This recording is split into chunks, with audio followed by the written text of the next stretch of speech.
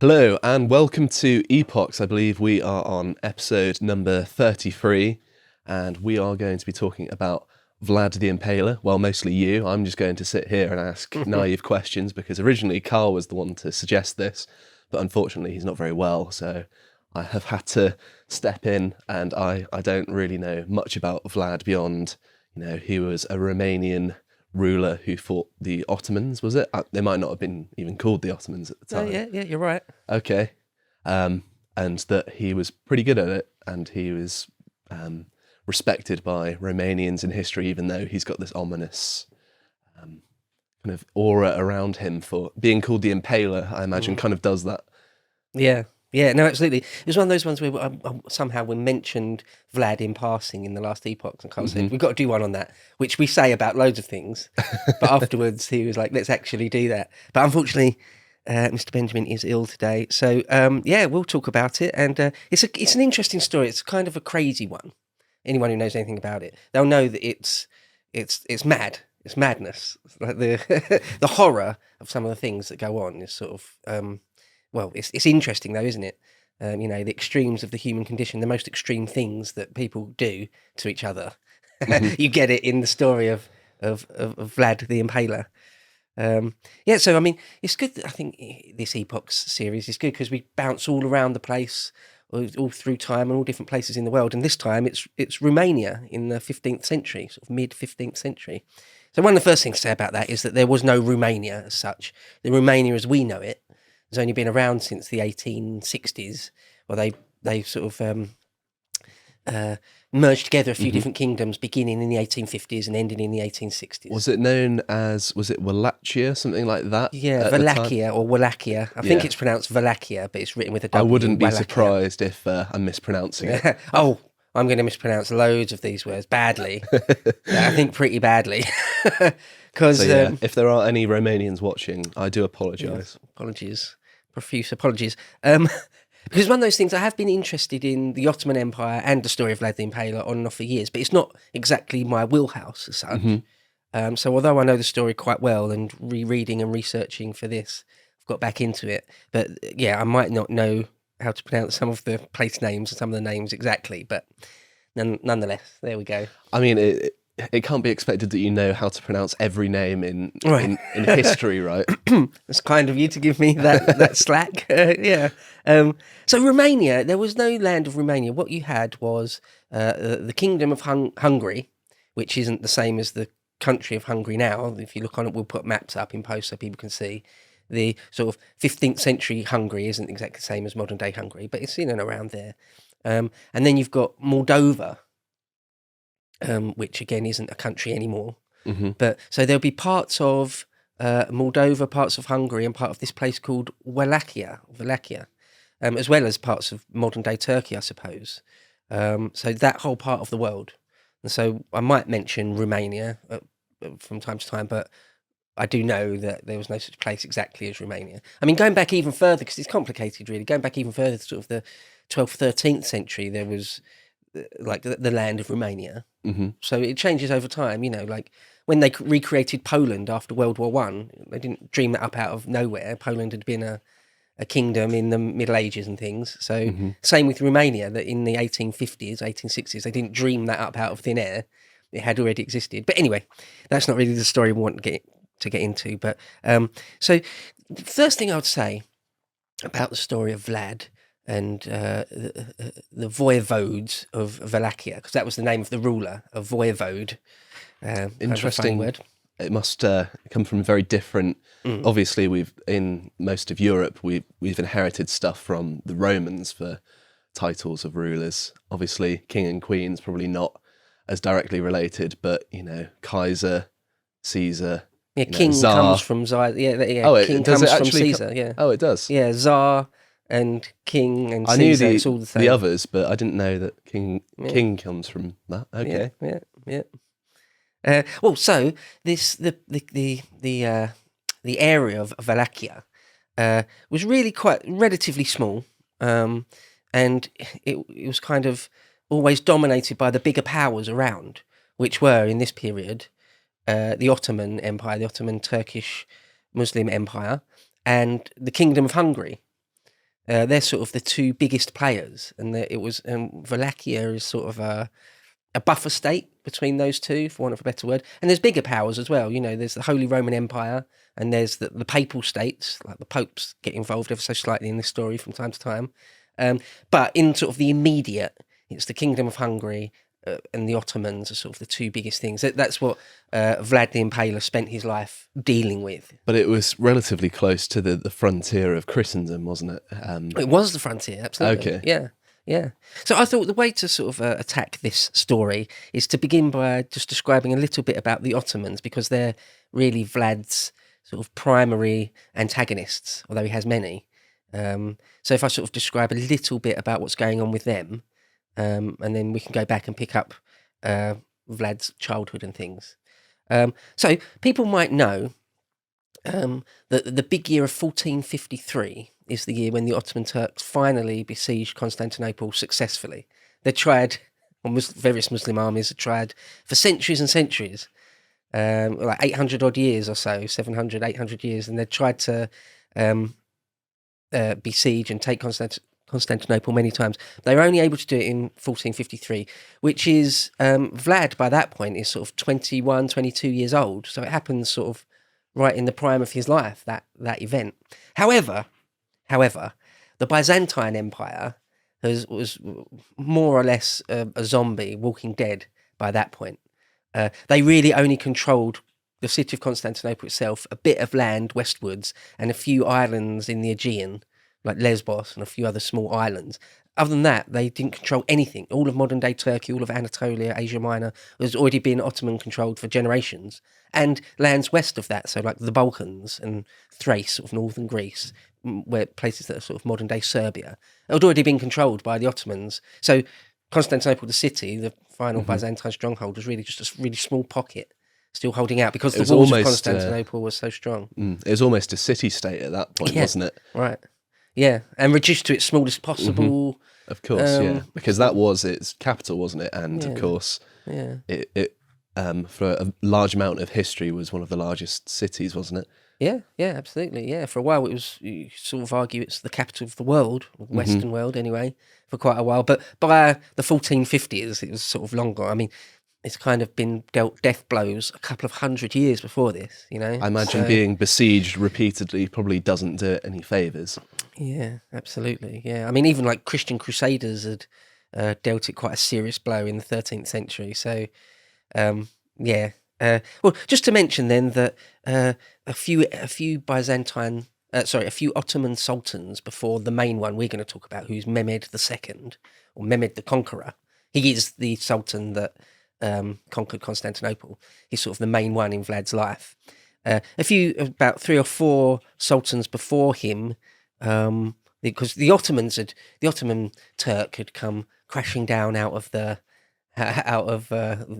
wilderness, so to speak, out of sort of the Central Asian steppe, sort of east and north of the Black Sea, and they'd come down in sort of the 12th, 13th century, and just kept taking land off the Byzantines in Anatolia again and again and again, until there was a Murad I, and there was a big battle at Adrianople, which is modern day Edirne.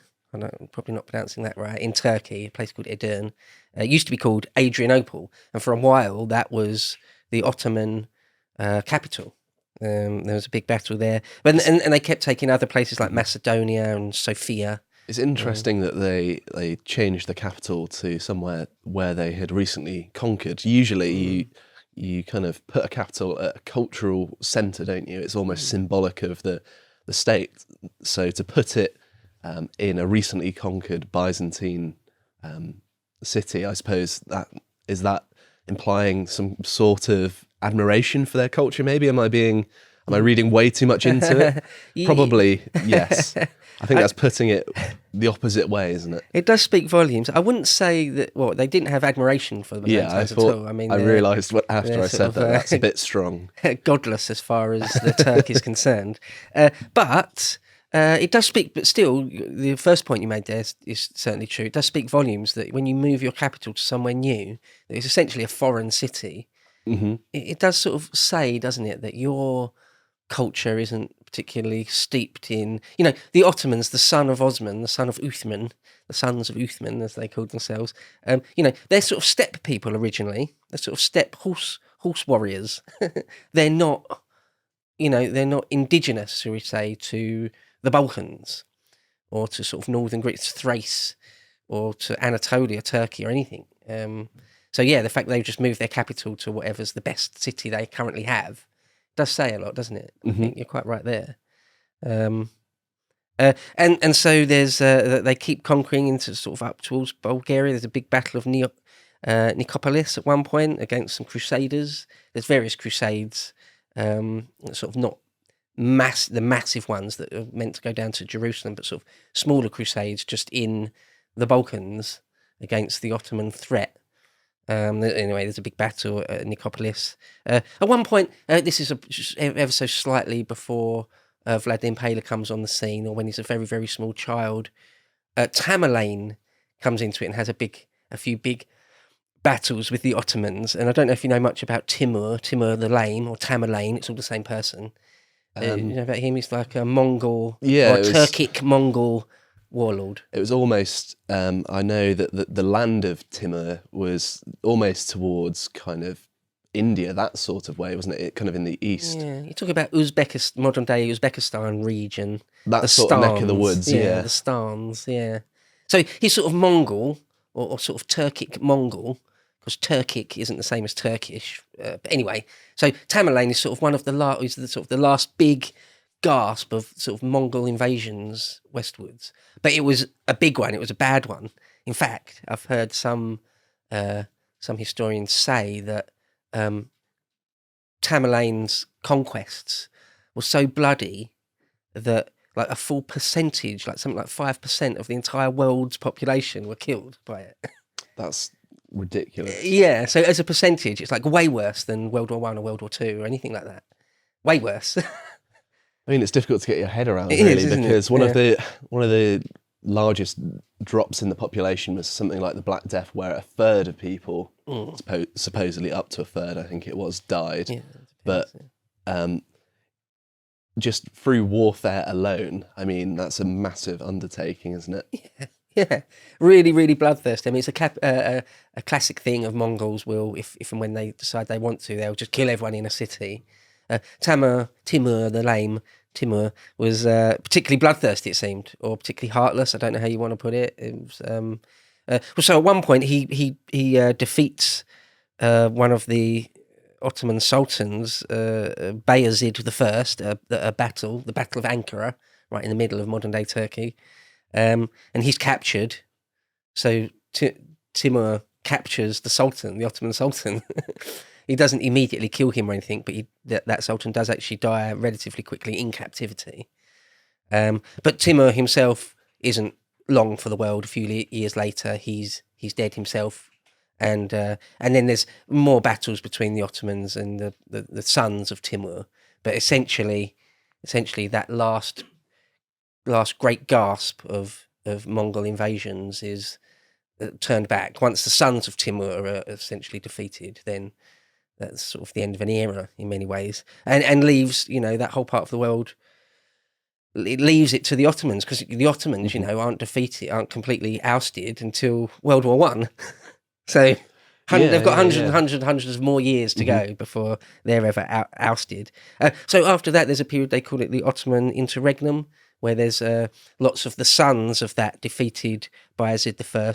He had 4 or 5 sons that all competed to be the next ruler, so they had a bit of a civil war. In the end, there's a Murad II ends up taking it, and so Murad II is the sultan during Vlad's early life and childhood. So there's 2 sultans really of importance to him: this Murad II, and then his son Mehmed II, Mehmed the Conqueror. So I suppose we can just start off on Vlad's childhood. Sure.